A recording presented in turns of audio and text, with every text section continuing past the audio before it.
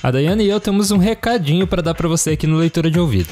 Temos muitas ideias para modernizar o podcast, mas para isso a gente precisa da sua ajuda. E o caminho é o financiamento coletivo. Então entre em apoia.se/leitura de ouvido que você pode participar do nosso financiamento contínuo lá mensal. Assim você vai apoiar muito a literatura e o nosso trabalho que a gente ama fazer. E tem também algumas recompensas para quem estiver com a gente mensalmente neste apoio. O Leitura de Ouvido é feito por nós dois apenas, né? Então é um trabalho muito árduo que a gente coloca muito tempo e dedicação em cima. E com seu apoio a gente vai poder continuar e ainda melhorar o nosso podcast. Entra em apoia.se/leitura de ouvido e vem com a gente para essa jornada de herói.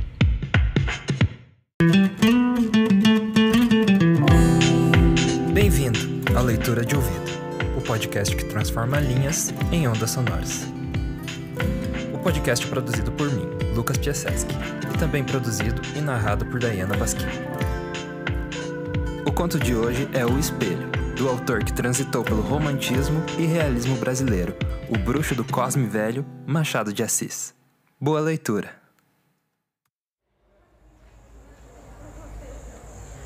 O Espelho, de Machado de Assis. Esboço de uma nova teoria da alma humana.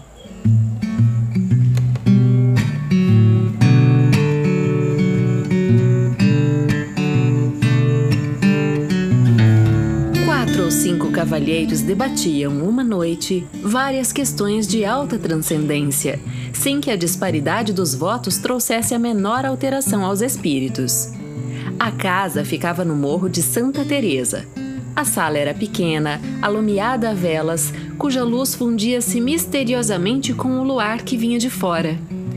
Entre a cidade, com as suas agitações e aventuras, e o céu em que as estrelas pestanejavam, através de uma atmosfera límpida e sossegada, estavam os nossos 4 ou 5 investigadores de coisas metafísicas, resolvendo amigavelmente os mais árduos problemas do universo. Por que 4 ou 5? Rigorosamente, eram 4 os que falavam, mas além deles, havia na sala um quinto personagem, calado, pensando, cochilando, cuja espórtula do debate não passava de um ou outro resmungo de aprovação. Esse homem tinha a mesma idade dos companheiros, entre 40 e 50 anos. Era provinciano, capitalista, inteligente, mas sem instrução, e ao que parece astuto e cáustico. Não discutia nunca e defendia-se da abstenção como um paradoxo, dizendo que a discussão era a forma polida do instinto batalhador que jaz no homem como uma herança bestial. E acrescentava que os serafins e os querubins não controvertiam nada e, aliás, eram a perfeição espiritual e eterna. Como desse essa mesma resposta naquela noite, contestou-lhe um dos presentes e desafiou-o a demonstrar o que dizia, se era capaz. Jacobina, assim se chamava ele, refletiu um instante e respondeu: pensando bem, talvez o senhor tenha razão. Vai senão quando, no meio da noite, sucedeu que este casmurro usou a palavra, e não 2 ou 3 minutos, mas 30 ou 40. A conversa em seus meandros veio a cair na natureza da alma, ponto que dividiu radicalmente os 4 amigos. Cada cabeça, cada sentença. Não só o acordo, mas a mesma discussão tornou-se difícil, senão impossível, pela multiplicidade de questões que se deduziram em tronco principal, e em pouco, talvez, pela inconsistência dos pareceres. Um dos argumentadores pediu ao Jacobina alguma opinião, uma conjectura, ao menos. Nem conjectura, nem opinião, redarguiu ele. Uma ou outra pode dar lugar ao dissentimento, e como sabem eu não discuto. Mas se querem ouvir-me calados, posso contar-lhe um caso de minha vida em que ressalta a mais clara demonstração acerca da matéria de que se trata. Em primeiro lugar, não há uma só alma, há 2. 2? Nada menos de 2 almas. Cada criatura humana traz 2 almas consigo. Uma que olha de dentro para fora, outra que olha de fora para dentro. Espantem-se à vontade, podem ficar de boca aberta, dar de ombros, tudo. Não admito réplica. Se me replicarem, acabo o charuto e vou dormir. A alma exterior pode ser um espírito, um fluido, um homem, muitos homens, um objeto, uma operação. Há casos, por exemplo, em que um simples botão de camisa é a alma exterior de uma pessoa. E assim também há pouca, o voltarete, um livro, uma máquina, um par de botas, uma cavatina, um tambor, entre outros. Está claro que o ofício dessa segunda alma é transmitir a vida como a primeira. As duas completam o homem, que é, metafisicamente falando, uma laranja. Quem perde uma das metades perde naturalmente metade da existência. E há casos não raros em que a perda da alma exterior implica a da existência interna. Shylock, por exemplo. A alma exterior daquele judeu eram os seus ducados. Perdê-los equivalia a morrer. Nunca mais vereis o meu ouro, diz ele a Tubal. É um punhal em que me empurras no coração. Vejam bem esta frase. A perda dos ducados, alma exterior, era a morte para ele. Agora é preciso saber que a alma exterior não é sempre a mesma. Não? Não, senhor. Muda de natureza e de estado. Não aludo a certas almas absorventes, como a pátria com a qual disse o Camões que morria, e o poder que foi a alma exterior de César e de Cromwell. São almas energéticas e exclusivas, mas há outras, embora enérgicas, de natureza mudável. Há cavalheiros, por exemplo, cuja alma exterior, nos primeiros anos, foi um chocalho ou um cavalinho de pau, e mais tarde uma provedoria de irmandade, suponhamos. Pela minha parte, conheço uma senhora, na verdade gentilíssima, que muda de alma exterior 5, 6 vezes por ano. Durante a estação lírica é a ópera. Cessando a estação, a alma exterior substitui-se por outra. Um concerto, um baile do cassino, a Rua do Ouvidor, Petrópolis. Perdão, essa senhora quem é? Essa senhora é parenta do diabo e tem o mesmo nome, chama-se Legião. E assim outros muitos casos. Eu mesmo tenho experimentado dessas trocas. Não as relato porque iria longe. Restrinjo-me ao episódio em que lhes falei. Um episódio dos meus 25 anos. Os 4 companheiros ansiosos de ouvir o caso prometido esqueceram a controvérsia. Santa curiosidade! Tu não és só a alma da civilização, és também o pomo da concórdia, fruta divina, de outro sabor que não aquele pomo da mitologia. A sala, até há pouco ruidosa de física e metafísica, é agora um mar morto. Todos os olhos estão no Jacobina, que conserta a ponta do charuto, recolhendo as memórias. Eis aqui como ele começou a narração. Tinha 25 anos, era pobre e acabava de ser nomeado alferes da Guarda Nacional. Não imaginam o acontecimento que isto foi em nossa casa. Minha mãe ficou tão orgulhosa, tão contente, chamava-me o seu alferes. Primos e tios, foi tudo uma alegria sincera e pura. Na vila, note-se bem, houve alguns despeitados, choro e ranger de dentes, como na escritura. E o motivo não foi outro senão que o posto tinha muitos candidatos e que estes perderam. Suponho também que uma parte do desgosto foi inteiramente gratuita. Nasceu de simples distinção.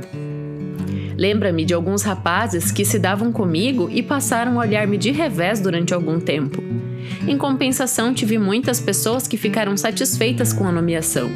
A prova é que todo o fardamento me foi dado por amigos. Vai então uma das minhas tias, Dona Marcolina, viúva do capitão Peçanha, que morava a muitas léguas da vila, num sítio escuso e solitário, desejou ver-me e pediu que fosse ter com ela e levasse a farda. Fui, acompanhado de um pajem, que daí a dias tornou a vila, porque a tia Marcolina apenas me pilhou no sítio. Escreveu a minha mãe dizendo que não me soltava antes de 1 mês, pelo menos. E abraçava-me. Chamava-me também o seu alferes. Achava-me um rapagão bonito. Como era um tanto patusca, chegou a confessar que tinha inveja da moça que houvesse de ser minha mulher. Jurava que em toda a província não havia outro que me pusesse o pé adiante. E sempre alferes. Era alferes para cá, alferes para lá, alferes a toda hora. Eu pedia-lhe que me chamasse Joãozinho, como dantes, e ela abanava a cabeça, brandando que não, que era o senhor alferes. Um cunhado dela, irmão do finado Peçanha, que ali morava, não me chamava de outra maneira. Era o senhor alferes, não por gracejo, mas a sério e à vista dos escravos, que naturalmente foram pelo mesmo caminho. Na mesa tinha eu o melhor lugar e era o primeiro servido. Não imaginam? Se eu lhes disser que o entusiasmo da tia Marcolina chegou ao ponto de mandar pôr no meu quarto um grande espelho, obra rica e magnífica, que destoava do resto da casa cuja mobília era modesta e simples, era um espelho que lhe dera a madrinha e que esta herdara da mãe, que o comprara a uma das fidalgas vindas em 1808 com a corte de Dom João VI. Não sei o que havia nisso de verdade, era a tradição. O espelho estava naturalmente muito velho, mas via-se ali ainda o ouro, comido em parte pelo tempo, uns delfins esculpidos nos ângulos superiores da moldura, uns enfeites de madrepérola e outros caprichos do artista. Tudo velho, mas bom. Espelho grande? Grande. E foi, como digo, uma enorme fineza, porque o espelho estava na sala, era a melhor peça da casa. Mas não houve forças que a demovessem do propósito, respondia que não fazia falta, que era só por algumas semanas e finalmente que o senhor alferes merecia muito mais. O certo é que todas essas coisas, carinhos, atenções, obséquios, fizeram em mim uma transformação, que o natural sentimento da mocidade ajudou e completou. Imaginam, creio eu? Não. O alferes eliminou o homem. Durante alguns dias as duas naturezas equilibraram-se, mas não tardou que a primitiva cedesse à outra. Ficou-me uma parte mínima de humanidade. Aconteceu então que a alma exterior, que era dantes o sol, o ar, o campo, os olhos das moças, mudou de natureza e passou a ser a cortesia e os rapapés da casa, tudo o que me falava do posto, nada do que me falava do homem. A única parte do cidadão que ficou comigo foi aquela que entendia com o exército da patente. A outra dispersou-se no ar e no passado. Custa-lhes acreditar, não? Custa-me até entender, respondeu um dos ouvintes. Vá entender. Os fatos explicarão melhor os sentimentos. Os fatos são tudo.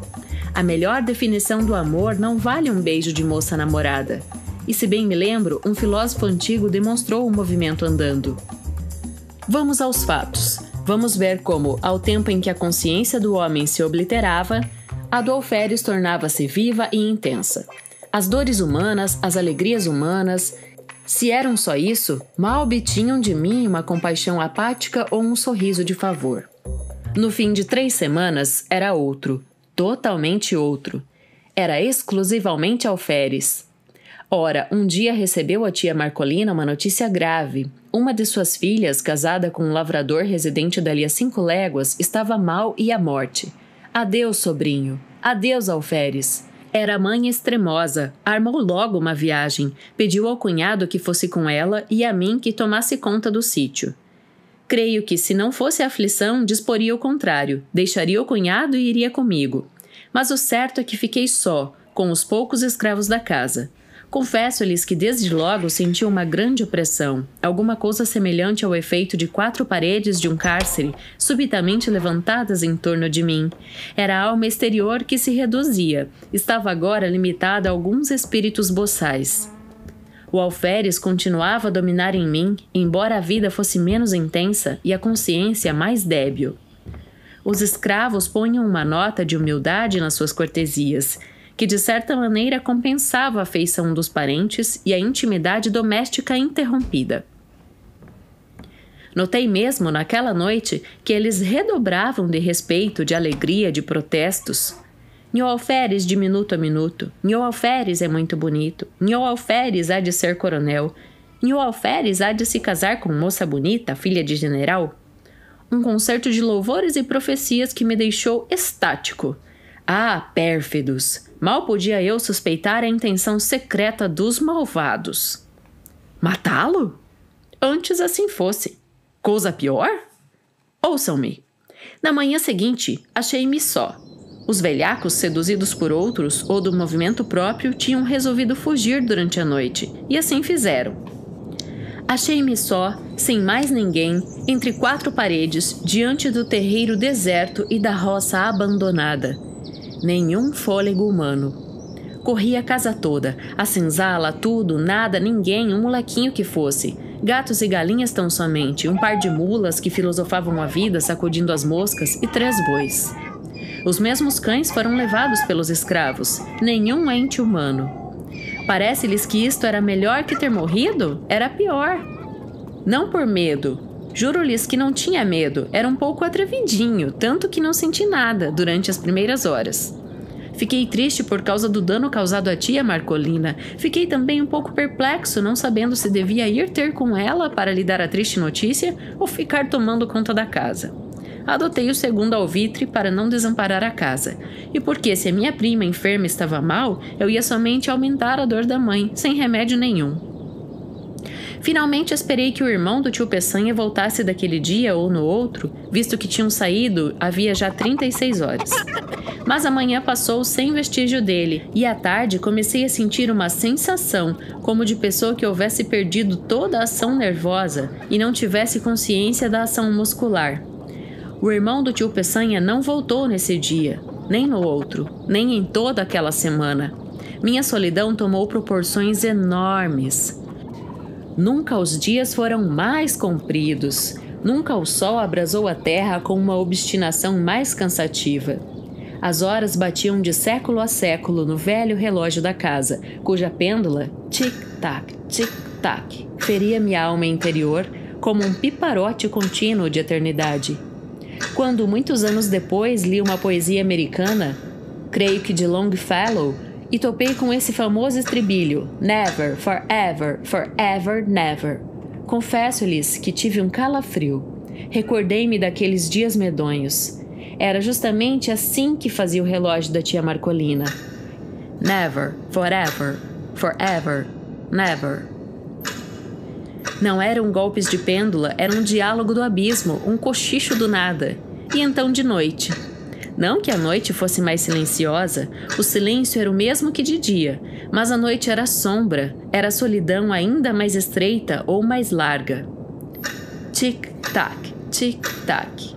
Ninguém nas salas, na varanda, nos corredores, no terreiro, ninguém em parte nenhuma. Riem-se? Sim, parece que tinha um pouco de medo. Fora bom se eu pudesse ter medo, viveria. Mas o característico daquela situação é que eu nem sequer podia ter medo. Isso é, o medo vulgarmente entendido. Tinha sensação inexplicável. Era como um defunto andando, um sonâmbulo, um boneco mecânico. Dormindo era outra coisa. O sono dava-me alívio, não podia razão nenhuma ser de irmão da morte. Mas por outra, acho que posso explicar assim esse fenômeno. O sono, eliminando a necessidade de uma alma exterior, deixava atuar a alma interior. Nos sonhos, fardava-me orgulhosamente no meio da família e dos amigos que me elogiavam o garbo, que me chamavam alferes.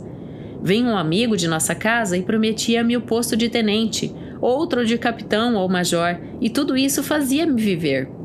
Mas quando acordava, dia claro, esvaía-se com o sono a consciência de meu ser novo e único. Porque a alma interior perdia ação exclusiva e ficava dependente da outra, que teimava em não tornar. Não tornava. Eu saía fora, de um lado a outro, a ver se descobria algum sinal de regresso. Surene, surene, ne vos tu rien venir? Nada, coisa nenhuma, tal qual como na lenda francesa. Nada mais do que a poeira da estrada e o capinzal dos morros. Voltava para casa nervoso, desesperado, atirava-se-me no canapé da sala. Tic-tac, tic-tac. Levantava-me, passeava, tamborilava nos vidros das janelas, assobiava. Em certa ocasião, lembrei-me de escrever alguma coisa, um artigo político, um romance, uma ode. Não escolhi nada definitivamente. Sentei-me e tracei no papel algumas palavras a frases soltas para intercalar no estilo. Mas o estilo, como a tia Marcolina, deixava-se estar. Surene, surene, coisa nenhuma, quando muito via negrejar a tinta e alvejar o papel. Mas não comia? Comia mal, frutas, farinha, conservas, algumas raízes tostadas ao fogo, mas suportaria tudo alegremente se não fora a terrível situação moral em que me achava. Recitava versos, discursos, trechos latinos, liras de Gonzaga, oitavas de Camões, décimas, uma antologia de 30 volumes. Às vezes fazia ginástica, outras dava beliscões nas pernas, mas o efeito era só uma sensação física de dor ou de cansaço e mais nada. Tudo silêncio. Um silêncio vasto, enorme, infinito. Apenas sublinhado pelo eterno tic-tac da pêndula. Tic-tac. Tic-tac.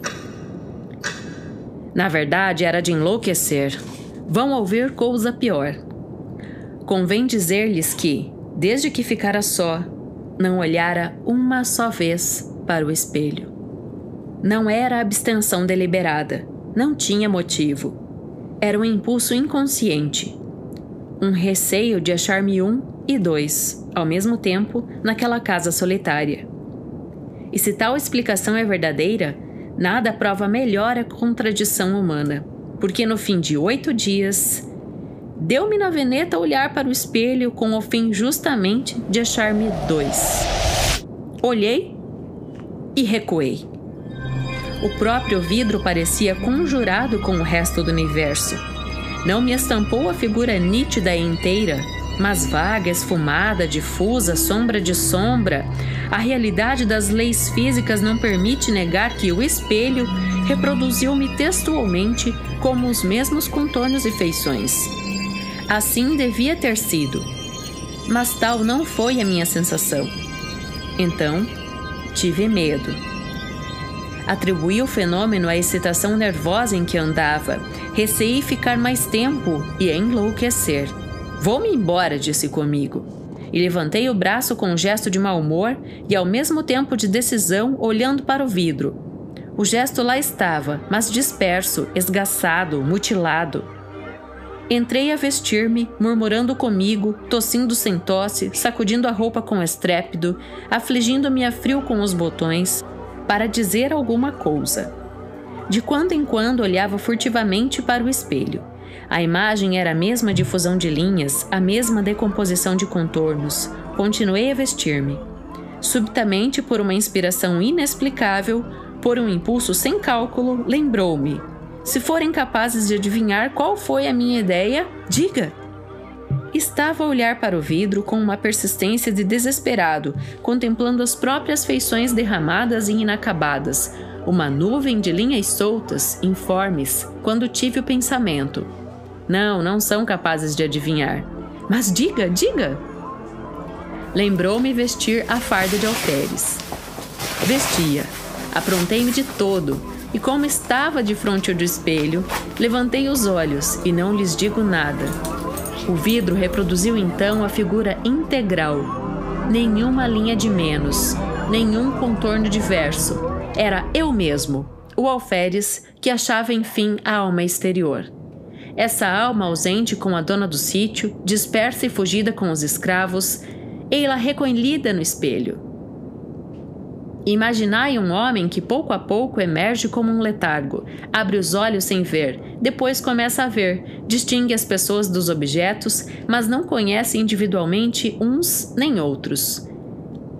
Enfim, sabe que este é fulano, aquele é cicrano. Aqui está uma cadeira, ali um sofá.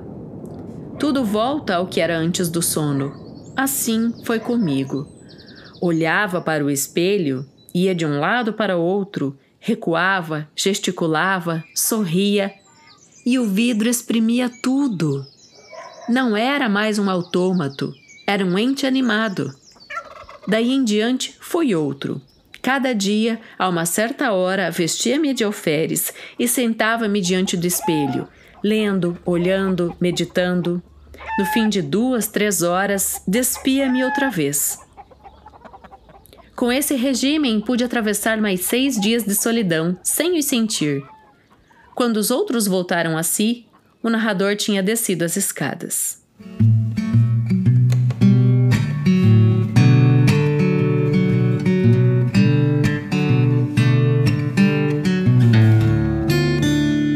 Chegamos ao fim da leitura de ouvido. Obrigado por nos acompanhar até agora e esperamos que você tenha gostado. Quer sugerir alguma obra ou até mesmo anunciar neste podcast? Então entre em contato com lucaspiasesc@gmail.com ou daipasquim@gmail.com e a gente te vê na próxima leitura. Essa foi uma produção da Roca Studios.